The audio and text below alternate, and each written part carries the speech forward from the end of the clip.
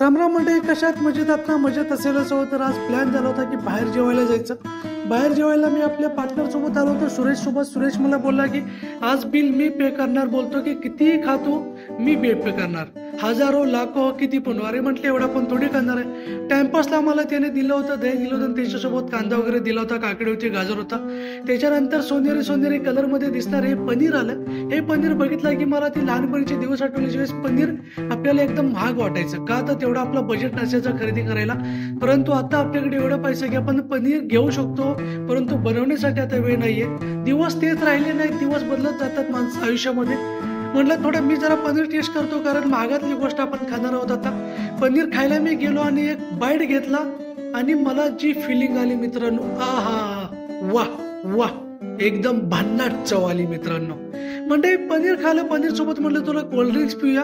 Cold drinks पिल्यावरती spicy वाटलं होतं म्हणून गुलाबजाम आणला.